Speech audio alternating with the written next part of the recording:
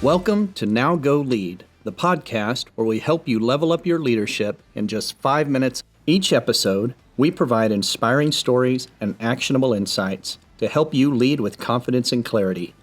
Whether you're a seasoned leader or just starting out, our goal is to give you the tools and motivation to level up your leadership game.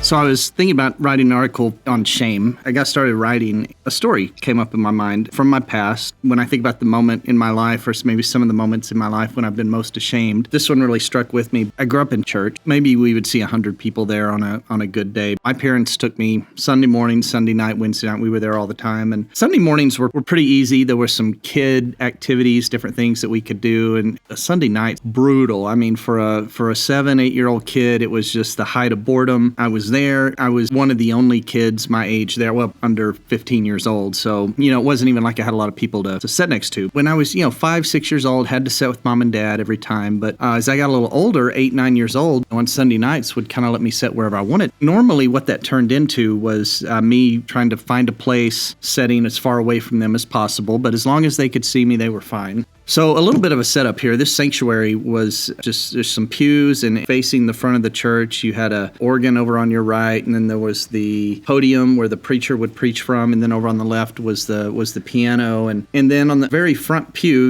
was kind of an empty pew that no one really sat at, faced the front of the church, and I would sit on the pew right behind that. That was about as far as I could get away from mom and dad and still not be on the front row. So that's where I would sit. Well, the other thing that would happen, we had Brother Jim Jones would play the bass guitar when we would sing our hymns and our music. What he would do is come up during the music. He would sit on that front pew right in front of the piano and play his guitar, and he had a little amp that he had tucked under the pew. And most often on Sunday nights, I would be sitting right behind him. That was fine, and maybe a little entertaining that I was sitting behind him or whatever. And then what would happen after the hymns were over, Jim would lay down his guitar there on the pew and go back and sit with his wife Rosie during the sermon. One particular Sunday night, we had finished up the hymns. I'm sitting there, and he goes back to sit down. The preacher starts the sermon with kind of a long prayer, and I don't remember why, but 20, 30 seconds in, I kind of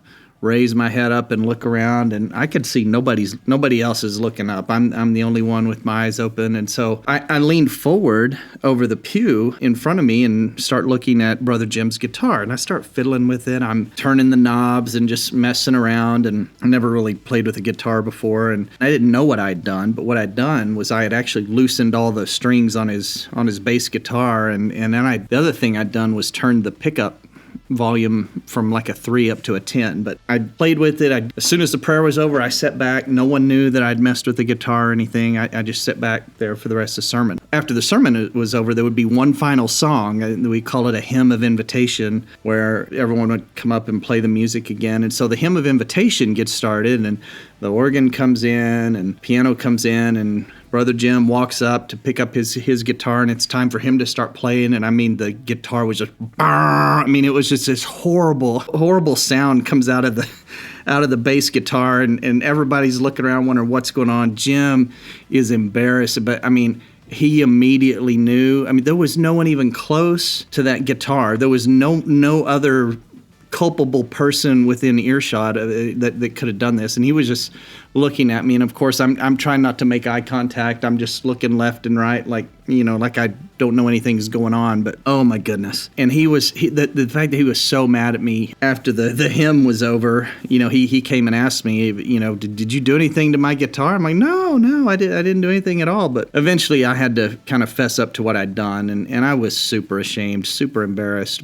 What I remember in that was really one of my first lessons about life that would eventually translate to an important lesson in leadership. It's just so important to own your mistakes, own your failures. And then when you do that, you're making the right steps toward moving forward. And what I did, I finally stood in front of Brother Jim, and I said, hey, I did this. I remember not even making eye contact with him when I did. I said, hey, I'm sorry. And kind of waiting for him to with my eyes to the ground, just kind of waiting for him to see what he's going to do. And he just reached out and gave me a hug. And he said, it's okay. Kind of the lesson that I learned there was just that there's value in owning up to what you've done Even if you're ashamed, even if you're embarrassed about it, there's value in just acknowledging it. And that's been an important thing that I've taken with me, as I've run my own company for 20 years, that I know I'm not going to be perfect, and I know there are going to be moments of shame along the way, but, acknowledge it, move on. People are pretty forgiving when you give them the opportunity to do so.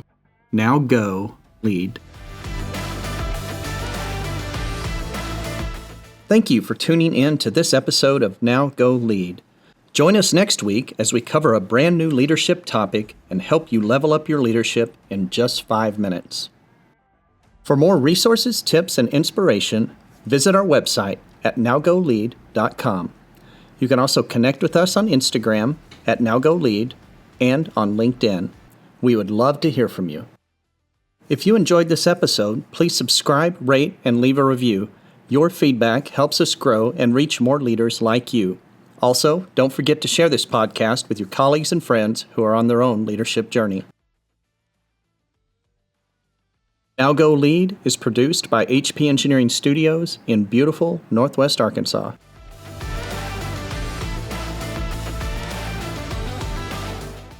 Now go lead.